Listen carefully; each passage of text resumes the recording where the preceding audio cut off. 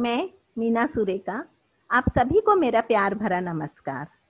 आज हम हिंदी लोक भारती 10वीं कक्षा की कविता 6 गिरिधर नागर का अध्ययन करेंगे, जिसकी रचयिता है संत मीराबाई। तो आइए देखते हैं कविता 6 गिरिधर नागर। मीराबाई का जन्म सन 1516 ईस्वी में राजस्थान में हुआ था एवं मृत्यु 1546 ईस्वी में द्वारिका गुजरात में हुई थी। मीराबाई बचपन से ही कृष्ण भक्ति में लीन रहा करती थी। इनका विवाह उदयपुर के राणा भोजराज के साथ हुआ था। विवाह के थोड़े दिन बाद ही इनके पति का स्वर्गवास हो गया था। युद्ध में लड़ते समय मीरा का कृष्ण के प्रति प्रेम और संतों के साथ घूमना इनके परिवार वालों को बिल्कुल पसंद नहीं था और इसीलिए वे मीरा को बहुत तंग करते थे। परेशान होकर मीराबाई अपना महल छोड़कर निकल जाती है और घूम घूम कर मंदिरों में तंबूरा बजाकर कृष्ण भजन सुनाया करती, साधु संत की मंडली के साथ कृष्ण की भक्ति किया करती। प्रस्तुत कविता में मीराबाई की श्री कृष्ण के प्रति अनन्य भक्ति, उत्सुकता, मिलन की आशा व प्रतीक्षा के भाव प्रकट होते हैं। तो देखते हैं पहला पद। मेरे तो गिरधर गोपाल दूसरो न कोई, जाके सिर मोर मुकुट मेरो पति सोई। छाड़ी दई कुल की कानी कहाँ करी है कोई, संतन ढिग बैठी बैठी लोक लाज खोई। असुवन जल सींची सींची प्रेम बेली बोई, अब तो बेल फैल गई आनंद फल होई।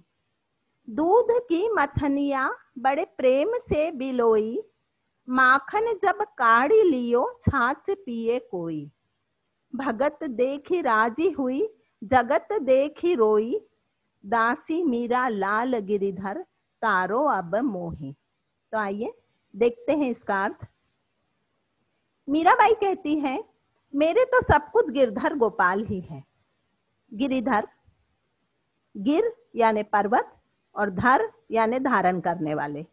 प्रस्तुत चित्र में आपको दिखाई दे रहा होगा कि किस तरह श्री कृष्ण भगवान ने अपनी चुटकी उंगली पर गोवर्धन पर्वत को उठा रखा है। गोवर्धन पर्वत को उठाकर इन्होंने इंद्र के प्रकोप से वृंदावन वासियों की, ब्रजवासियों की रक्षा की थी और इसीलिए तब से इनका नाम पड़ गया है गिरधर। कृष्ण का एक नाम गोपाल भी है। गो यानी गाय, पाल यानी पालनहार, गायों को पालनहार। कृष्ण छोटे थे तो गायों को चराया करते थे, इसलिए इनका नाम पड़ गया है गोपाल। तो मीराबाई कहती है कि मेरे तो सब कुछ श्री कृष्ण अर्थात गिरधर गोपाल ही है, जिनके सिर पर मोर का मुकुट है, वही मेरे पति है। हालांकि हम पहले देख चुके हैं कि मीराबाई के पति राणा भोजराज थे, लेकिन मीरा बचपन से ही श्री कृष्ण को अपना पति मानती थी और इसीलिए वो कहती है कि जिसके सिर पर मोर का मुकुट है अर्थात कृष्ण, वही मेरे पति हैं। लोग कहते हैं कि मैंने संतों के साथ बैठ बैठकर लोक लाज और कुल की मर्यादा खो दी है। मीराबाई राज परिवार से थी, बहुत बड़ा कुल था उनका, बहुत बड़ा वंश था, लेकिन मीराबाई संतों के साथ बैठकर कृष्ण भजन किया करती थी, इसलिए लोग मीराबाई से कहते थे कि उन्होंने अपने कुल की, अपने वंश की, अपने परिवार की मर्यादा खो दी है।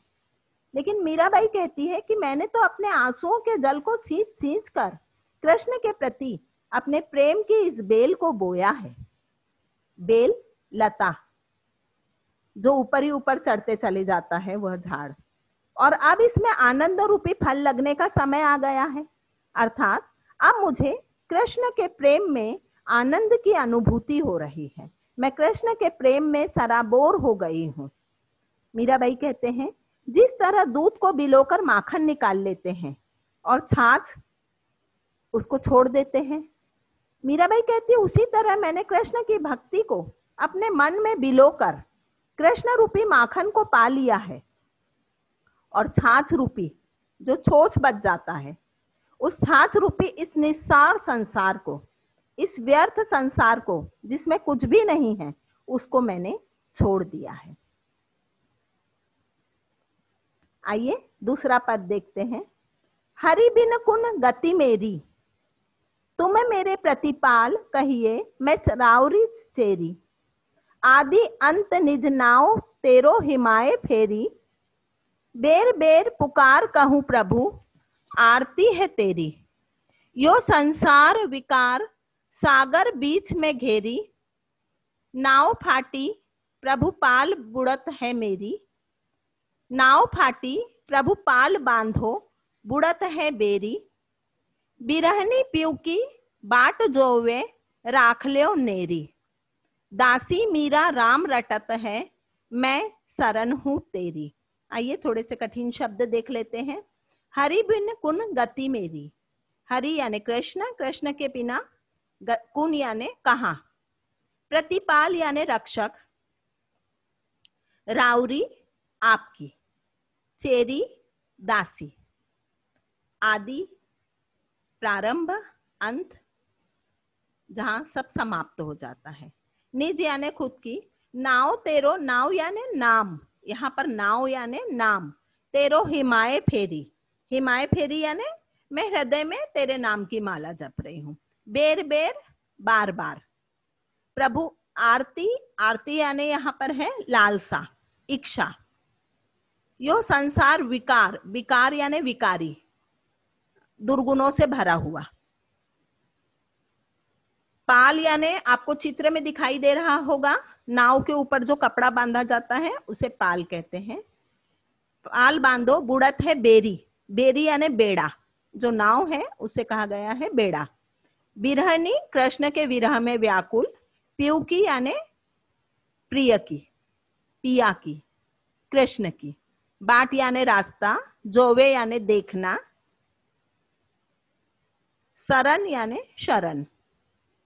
तो आइए देखते हैं इस पद का अर्थ। कृष्ण के प्रति अपनी अटूट श्रद्धा, अपनी अटूट भक्ति अभिव्यक्त करते हुए मीरा कहती है कि हे प्रभु, अब तुम्हारे बिना मेरा उद्धार कहाँ है। तुम ही मेरे पालनहार हो, तुम ही मेरे रक्षक हो और मैं तो तुम्हारी दासी हूं। हर पल मेरा हृदय, मेरा मन तुम्हारे ही नाम की माला का जाप करता है। हे प्रभु, मेरे मन में तुमसे मिलने की उत्कट लालसा है, बहुत ज्यादा इच्छा है। मैं किसी भी तरह तुमसे मिलना चाहती हूँ और इसीलिए मैं बार बार तुम्हें पुकार रही हूँ, मैं बार बार तुम्हारा जाप कर रही हूँ। मीरा आगे कहती है कि हे प्रभु, मोह माया स्वार्थ जैसे अनेक विकारों से भरे इस संसार रूपी सागर में मैं फंस गई हूँ।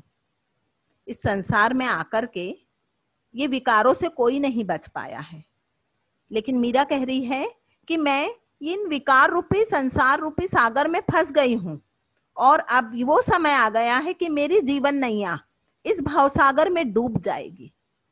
अतः मीरा बड़े आर्त स्वर में कृष्ण को पुकार कर कहती है कि हे कृष्ण, आप जल्दी आओ और मेरा बेड़ा पार लगाओ। मेरी नाव जो मझधार में फंस गई है, आप आओ और मेरे बेड़े को पार लगाओ। कृष्ण विरह में व्याकुल मीरा कृष्ण की राह देख रही है, दिन रात कृष्ण का नाम रट रही है और वह कृष्ण की शरण में स्वयं को, अपने को, सर्वस्व को अर्पित कर देना चाहती है। आइए देखते हैं तीसरा और अंतिम पद। फागुन के दिन चार होरी खेल मनारे। बिन करताल पखावज बाजे अनहद की झनकार रे। बिन सुरराग छतीसु गावे रोम रोम रनकार रे। सील संतोख की केसर घोली प्रेम प्रीत पिचकार रे। उड़त गुलाल लाल भयो अंबर बरसत रंग अपार रे। घटके पट सब खोल दिए हैं लोक लाज सब डार रे। मीरा के प्रभु गिरिधर नागर चरण कमल बलिहार रे। पहले इसका अर्थ देख लेते हैं,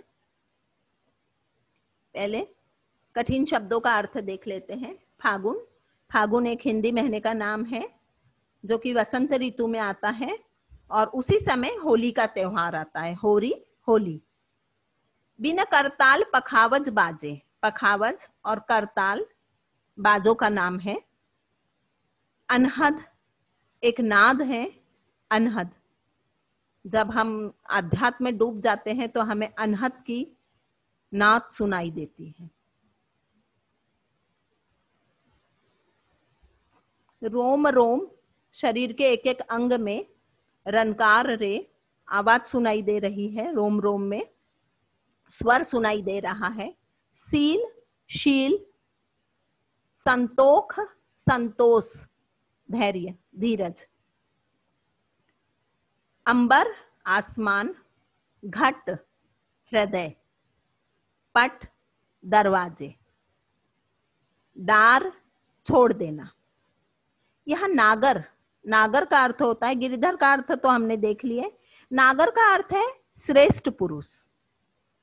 कृष्ण के लिए कहा गया है श्रेष्ठ पुरुष। कमल, कमल, बलिहार, न्योछावर करना, अर्पण करना। तो आइए देखते हैं इसका अर्थ। मीराबाई प्रस्तुत पद में कहती है कि उन्होंने इस पद में जीवन की क्षणभंगुरता को दर्शाया है। जीवन क्षणभंगुर है, आज है कल नहीं। 4 दिन का जीवन जीने के लिए हम इस दुनिया में आए हैं, पर कोई भी अमर नहीं है।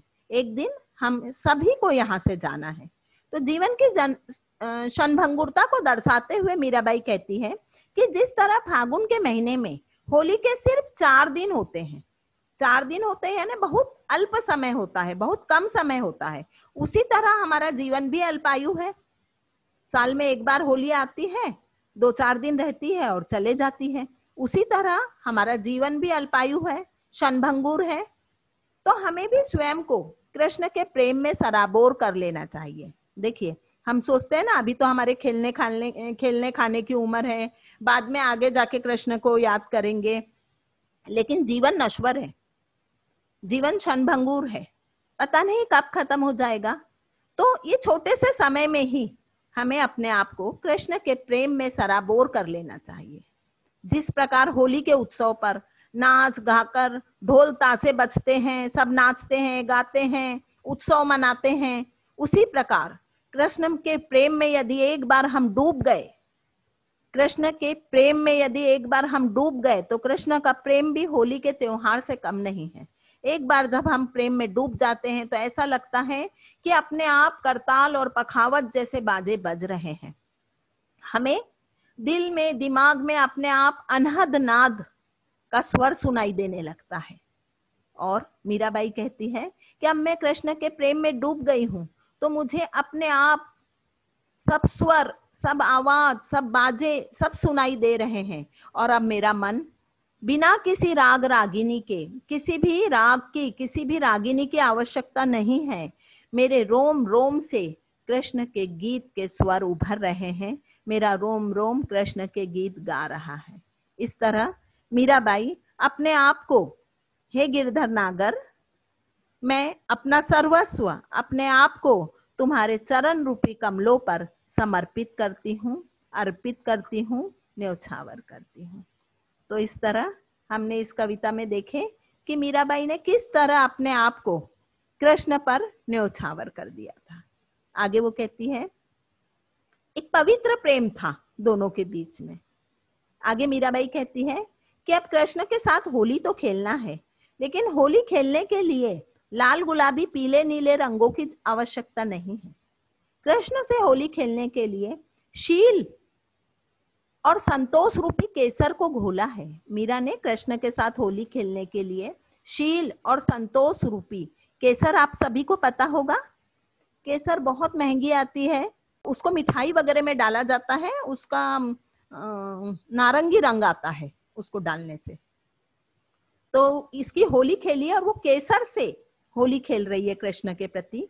कृष्ण के प्रति अपने प्रेम की पिचकारी में ये शील और संतोष रूपी केसर के घोल को, के रंग को उन्होंने कृष्ण के प्रेम की पिचकारी में भर लिया है। और उसके बाद जब मीरा कृष्ण के साथ होली खेल रही है तो चारों ओर कृष्ण के प्रेम रूपी गुलाल उड़ने से पूरा आकाश लाल हो गया है। मीरा कहती है, मैंने लोक लाज को त्याग कर दिया है, लोगों को जो कहना है कहे, मैंने लोक लाज को त्याग कर अपने हृदय के दरवाजों को खोल दिया है। किसके लिए? श्री कृष्ण के लिए। हे प्रभु, आपके चरण कमलों पर आपकी ये दासी बलिहारी जाती है, न्यौछावर करती है वो अपने आप को श्री कृष्ण के प्रति, और अंत में मीरा कृष्ण के मंदिर में जाकर के कृष्ण में ही लीन हो जाती है। ये था मीरा और कृष्ण का अटूट प्रेम। धन्यवाद।